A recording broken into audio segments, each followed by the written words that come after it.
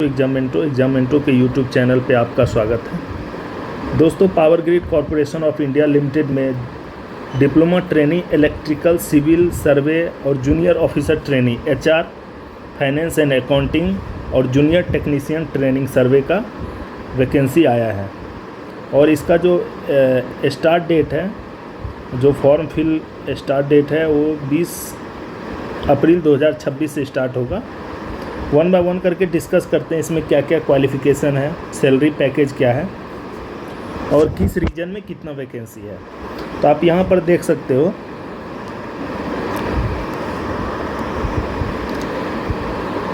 यहाँ पे आप देख सकते हो डिप्लोमा ट्रेनिंग इलेक्ट्रिकल सिविल सर्वे है ना। तो यहाँ पर चलते हैं, अलग अलग रीजन में रीजन वाइज वैकेंसी है, किस रीजन में कितना है अभी वन बाय वन करके देखते हैं। इससे पहले मैं यहाँ पे अब देखो यहाँ पे रीजन वाइज वैकेंसी दिया हुआ है, ठीक है। टोटल नंबर ऑफ वैकेंसी कितना है पावर ग्रिड में डिप्लोमा ट्रेनिंग के लिए? 630 पोस्ट है, ठीक है। अब इस 630 पोस्ट को रीजन वाइज अगर देखते हैं, कॉर्पोरेट सेंटर जो कि गुरुग्राम में है 21 वैकेंसी है वहाँ पे 21। उसके बाद ईस्टर्न रीजन ER1 रीजन में नंबर ऑफ वैकेंसी 2 है जो कि सबसे कम है। ईस्टर्न रीजन 2 में 16 है, उड़ीसा प्रोजेक्ट में 32 है, नॉर्थर्न ईस्टर्न रीजन में 33 है, नॉर्थर्न रीजन 1 में 92। सबसे ज़्यादा वैकेंसी NR1 रीजन में। NR1 रीजन में कौन कौन सा आता है? NR1 रीजन में दिल्ली आता है, उसके बाद आपका कुछ हरियाणा आता है और पूरा राजस्थान आता है NR1 रीजन में, ठीक है। राजस्थान प्रोजेक्ट जो कि एक अलग से, पहले NR1 रीजन के ही अंदर आता था ये राजस्थान प्रोजेक्ट, लेकिन अब इसको अलग कर दिया क्योंकि जो पावर ग्रिड के बहुत सारे प्रोजेक्ट जो है राजस्थान में चल रहे हैं, तो अब प्रोजेक्ट नाम से अलग ही एक बना दिया रीजन, है ना। तो उसको बोलते हैं राजस्थान प्रोजेक्ट। वहाँ पर भी 42 वैकेंसी है। नॉर्दर्न रीजन 2 नॉर्दर्न रीजन 2 में 50 है, नॉर्दर्न रीजन 3 में 45 और साउदर्न रीजन में 47 है, साउदर्न रीजन 2 में 81 है और वेस्टर्न रीजन 1 में 67 और वेस्टर्न रीजन 2 में 110। तो सबसे ज़्यादा कौन सा है इसमें? पहला, उसका 92 दूसरा आ गया, ये तीसरा हो गया 81 साउदर्न रीजन में। और यहाँ पे दोनों मतलब power grid corporation of India limited plus यहाँ पे आप CTUIL देखो। CTUIL का मतलब होता है central transmission utility India limited. उसमें 30 पोस्ट है जिसमें डिप्लोमा ट्रेनिंग इलेक्ट्रिकल का 16 पोस्ट है और सिविल का 6 है, HR का जूनियर ऑफिसर HR 4 है और junior officer training finance and accounting 4 है। अगर मैं बात करूं यहाँ पे सिंपल देखो डिटेल्स दिया हुआ है ना। Power grid corporation of India limited Holi owned subsidiary company है CTUIL। किसका है? पावर ग्रिड का ही कंपनी है। नॉन एग्जीक्यूटिव का पोस्ट है, जितना भी JEE पोस्ट होता है, डिप्लोमा ट्रेनिंग पोस्ट होता है, वो सब नॉन एग्जीक्यूटिव पोस्ट होता है। नंबर ऑफ वैकेंसी टोटल कितना है? 638 और CTUIL का 30 अलग से है। और इसका एज जो है 18 से 27। जो OBC है उसको 3 ईयर का और जो SC ST है उसको OBC को 3 इयर्स का मिलेगा एज क्राइटेरिया में प्रेफरेंस। इसी तरह SC ST और एक्स सर्विसमैन को मिलेगा। आगे डिस्कस करते हैं क्या है ना। आप यहाँ पे देख सकते हो ऑनलाइन एप्लीकेशन स्टार्ट डेट जो है 20 अप्रैल और लास्ट डेट कितना है? 11 मई 2026। पेमेंट डेट भी 11 मई 2026। तो जो भी कैंडिडेट पावर ग्रिड में अगर जॉब पाना चाहते हैं तो आप लोग अच्छे से तैयारी कीजिए, एक अच्छा अपॉर्चुनिटी है।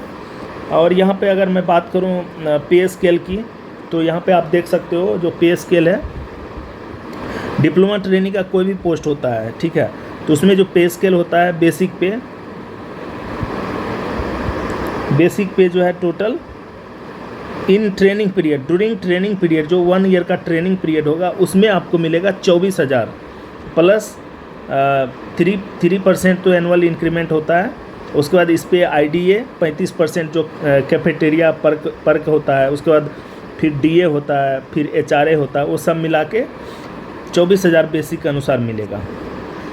After completion of 1 ear training जैसे हो जाएगा तो आप जूनियर इंजीनियर ग्रेड 4 या जूनियर ऑफिसर ग्रेड 4 एट ए S1 लेवल, S1 मतलब सुपरवाइजरी लेवल 1 इन पे स्केल ऑफ 25,000 बेसिक पे बनेगा, फिर मतलब 1,000 रुपये आपको बढ़ जाता है। और जो एनुअल CTC बनता है लगभग यहाँ पे आप देख सकते हो 12.7 लाख। मेरे YouTube चैनल पे पहले से ही वीडियो डाला हुआ है, ये कहाँ से आया उसमें आपको डिटेल मिल जाएगा। अगर आप लोग फिर से अगर इस पर डिटेल वीडियो चाहते हैं तो आप लोग मुझे कमेंट बॉक्स में कमेंट कर सकते हैं, तो मैं फिर से एक वीडियो प्रिपेयर करूँगा। नेक्स्ट चलते हैं, जो टेक्नीशियन के लिए जो होता है टेक्नीशियन जूनियर टेक्नीशियन ट्रेनिंग के लिए पे स्केल 21,000 है। उसके बाद उस पर HRA हो गया, फिर DA हो गया, उसके बाद पर्क्स या कैफेटेरिया अलाउंस जो भी है वो सब मिला के आपको मिलेगा। और जैसे ही आपका ट्रेनिंग 1 ईयर कंप्लीट हो जाएगा तो 21,500 प्लस उसके अनुसार आपको DA, तो इसमें भी CTC लगभग 11 लाख बन रहा है। तो एक अच्छा पैकेज है, अगर आप पैकेज देखो लगभग 12 लाख का पैकेज JEE को पावर ग्रिड में बहुत अच्छा, इसमें बहुत सारा चीज़ इंक्लूडेड है। आप जब डिटेल में जाएंगे तब आपको पता चलेगा कि क्या क्या 12.7 लाख में क्या क्या आता है, ठीक है। एडिशनल बेनिफिट्स में दिया हुआ ऑन रेगुलराइजेशन, मतलब after completion of 1 ear training, जब आप ऑब्जर्वेशन हो जाएगा JEE पोस्ट के लिए तब जाके आपको जो एडिशनल बेनिफिट्स है बहुत सारा चीज़ आपको मिलेगा। आप चलते हैं एडवर्टाइजमेंट पे, तो यहाँ पे आप देख सकते हो किस किस रीजन में, जो जैसे रीजन 1 NR1 रीजन में कौन कौन सा आता है, NR1 रीजन में कौन कौन सा रीजन आता है, जैसे दिल्ली हो गया, उत्तर प्रदेश का कुछ पार्ट हो गया, जैसे उत्तर प्रदेश का नोएडा हो गया, हरियाणा कुछ पार्ट हो गया, उत्तराखंड हो गया और पूरा राजस्थान, पार्ट ऑफ राजस्थान।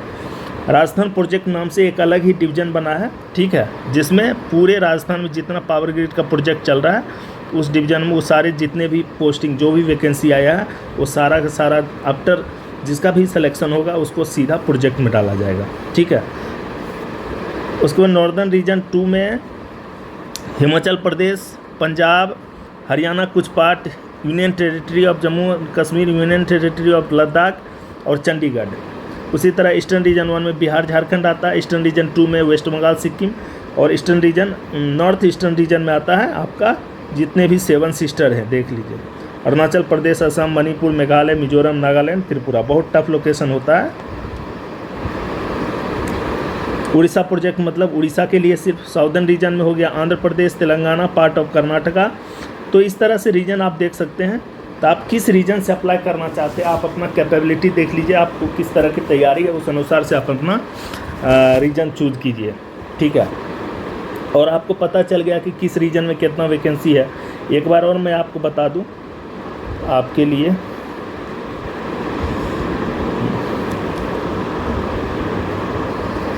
तो यहाँ पे नंबर ऑफ़ वैकेंसी देखो, वेस्टर्न रीजन में सबसे ज़्यादा पहले मैं बता चुका हूँ।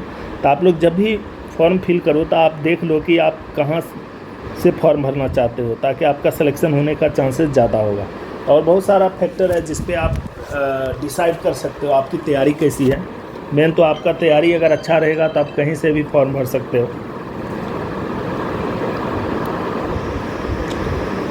तो नेक्स्ट फिर से चलते हैं एडवर्टाइजमेंट किधर गया। तो यहाँ पे अलग अलग वैकेंसी आप देख रहे हो, कॉर्पोरेट सेंटर में, फिर इलेक्ट्रिकल के लिए कितना है, सिविल के लिए कितना है। तो आप एक बार इसको गो थ्रू कर लीजिए। और क्वालिफ़िकेशन क्या रहेगा, क्वालिफ़िकेशन सिर्फ और सिर्फ डिप्लोमा वाले ही अप्लाई कर सकते हैं। जिसके पास 3 ईयर डिप्लोमा का डिग्री है वही सिर्फ अप्लाई कर सकते हैं इस पोस्ट के लिए। आइदर इलेक्ट्रिकल हो, इलेक्ट्रिकल में पावर हो, इलेक्ट्रिकल एंड इलेक्ट्रॉनिक्स हो, पावर सिस्टम इंजीनियरिंग हो या पावर इंजीनियरिंग हो, इलेक्ट्रिकल है ना, तो सिर्फ अप्लाई कर सकते हैं। Higher technical qualification like BTech, M.Tech, ME, ETC with या without diploma is not allowed. अगर कोई स्टूडेंट डिप्लोमा करने के बाद BTech किया है, जैसे डिप्लोमा से इलेक्ट्रिकल इंजीनियरिंग में डिप्लोमा किया, उसके बाद आपने अगर BTech किया है तो आप उस फॉर्म को फिल नहीं कर सकते। सपोज कीजिए अगर आपने फॉर्म फिल किया और आपका सिलेक्शन हो गया, तो इनकेस वेरिफिकेशन जब होगा उस टाइम में आपसे पूछा जाएगा। और पावर ग्रिड अपने स्तर से जांच भी करवाता है कि कोई किसी के पास BTech का डिग्री तो नहीं है, कोई हाइड तो नहीं कर रहा है, तो पता कर लेगा। और बहुत सारा केस ऐसा हो चुका है जिसमें बंदे का ज्वाइनिंग तो हो गया, बाद में टर्मिनेट हो गया था वो, है ना। तो इसलिए जिसके पास हायर टेक्निकल क्वालिफिकेशन है वो इस वैकेंसी को अप्लाई ना करें। जिसके पास सिर्फ और सिर्फ डिप्लोमा का सर्टिफिकेट है वो सिर्फ अप्लाई कर सकते हैं, आइदर इलेक्ट्रिकल हो या सिविल हो या DTS यानी सर्वे का पोस्ट हो। उसी तरह HR में देख लो 3 year full time graduate regular degree होना चाहिए, किसमें BBA, BBM, BBS या इक्विवेलेंट क्वालिफिकेशन, तो सारा इसमें क्लियरली मेंशन है। इसमें भी post graduate degree not allowed, है ना। तो नेक्स्ट चलते हैं, बता ही दिया। देखिए यहाँ पे मैक्सिमम एज जो है 27 ईयर्स है इस पोस्ट के लिए, ठीक है। बेसिक पे वगैरह की बात मैं कर चुका हूँ ऑलरेडी। और यहाँ पे जो है जब आपका सिलेक्शन होगा तो सर्विस एग्रीमेंट बॉन्ड भी है, कितने का है for JEE diploma trainee post के लिए, वो है आपका जनरल OBC या EWS कैंडिडेट के लिए 2.5 लाख रुपया, ठीक है। और 3 साल मिनिमम आपको पावर ग्रिड में सर्वाइव करना है ना, यहाँ लिखा हुआ है। अगर आप ज्वाइनिंग करते हो तो minimum period of 3 years after completion of training successfully, मतलब 1 साल ट्रेनिंग प्लस 3 ईयर्स सर्विस, तो टोटल 4 ईयर्स का जॉब अगर आप करेंगे तब जाके आपको ये देना नहीं पड़ेगा। अगर 4 ईयर से पहले 1 दिन पहले भी रिजाइन किए तो आपको 2.5 लाख रुपया का बॉन्ड प्लस इस पर GST भी 18% रहता है, तो भी आपको पावर ग्रिड को देना पड़ेगा, तब जाकर आपको रिलीव करेगा पावर ग्रिड, नहीं तो नहीं करेगा। In case of SC ST candidate के लिए उसमें है 1.25 लाख प्लस GST जो भी है, सेम ही है इसका भी 1 + 3 यानी मिनिमम 4 ईयर्स। सपोज़ कीजिए कोई ज्वाइन किया 2026 में, तो उसको 2030 में रिजाइन करेगा आफ्टर कंप्लीशन ऑफ 4 ईयर्स, तब उसको 0 मिलेगा, मतलब 0 रुपीज़ लगेगा, ठीक है। उसको कोई भी बॉन्ड नहीं लगेगा। सिमिलरली अगर जूनियर टेक्नीशियन ट्रेनिंग के लिए देख लीजिए सर्वे में, इसमें 1,25,000 है, किसके लिए, जनरल OBC और EWS के लिए। SC ST के लिए 62,500 प्लस इस पर GST। एप्लीकेशन फ़ी बहुत कम है, 300 रुपया है, ठीक है।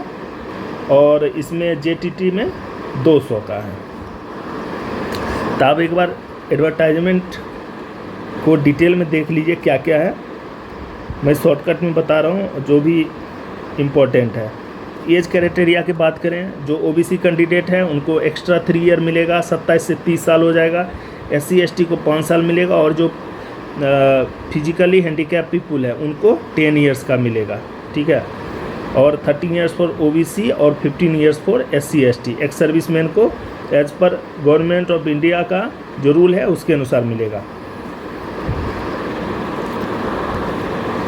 तो आप लोग अच्छे से फॉर्म को फिल कीजिए केयरफुली, और पहले डिसाइड कीजिए कि किस रीजन को सेलेक्ट करना है। नेक्स्ट चलते हैं सिलेक्शन प्रोसेस। सिलेक्शन प्रोसेस की बात करूं तो सिलेक्शन सिर्फ रिटन एग्ज़ाम होता है। इसमें कोई भी पोस्ट हो, डिप्लोमा ट्रेनिंग, इलेक्ट्रिकल, सिविल या सर्वे हो, तो आप देख सकते हो written test, computer based test जो कि 170 मार्क्स का होता है, ठीक है। और उसमें देखो पार्ट 1 में 120 क्वेश्चन आता है जो टेक्निकल रहता है ना, टेक्निकल, और नॉन टेक में 50, तो टोटल मिला के 170 क्वेश्चन रहेगा। 1/4 निगेटिव मार्किंग रहेगा। और टाइम कितना मिलेगा, 2 आवर्स टाइम मिलेगा, 2 आवर्स।